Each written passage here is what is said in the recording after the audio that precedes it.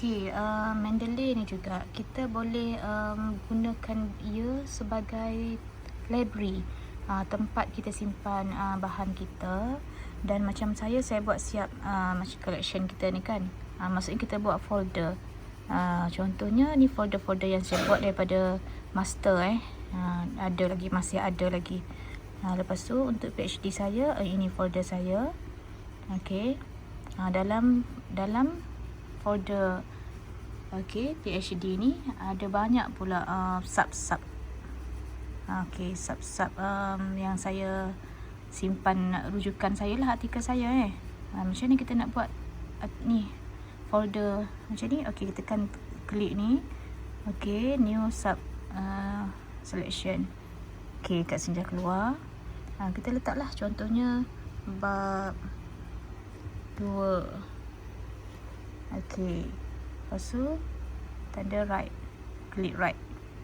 Okey, dah ada bab 2. Lepas tu kita nak masukkan bahan dalam bab 2 ni, kita just drag aja. Okey, tengok contohnya artikel ni berkaitan yang bab 2 ni. Okey, drag masuk bab 2. Okey. Okey. Tengok lagi apa? Ni pun contoh bab 2. Masuk dalam bab 2. Drag macam ni je. Okey, cuba tengok ada tak?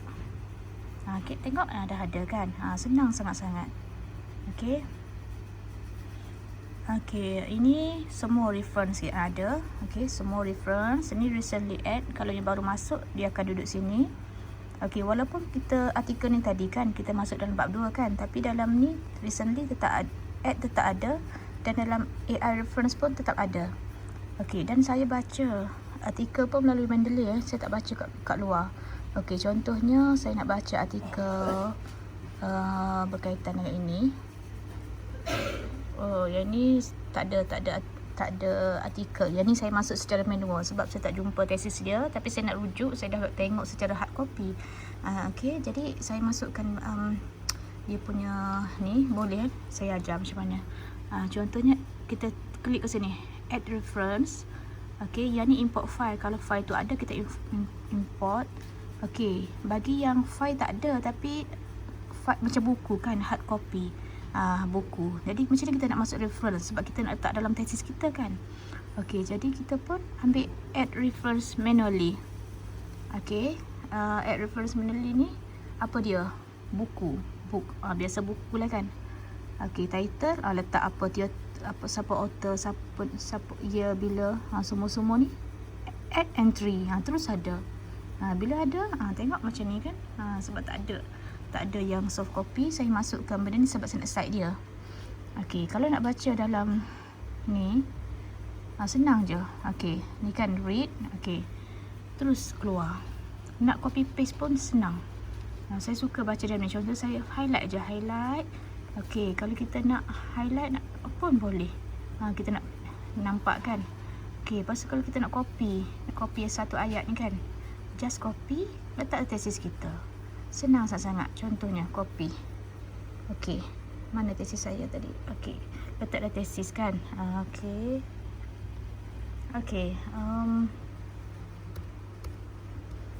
okey, siapa tadi kata ingat tak siapa kalau siapa dia penulis tadi, artikel siapa? Tak apa, kalau lupa tengok balik dekat Mendeley.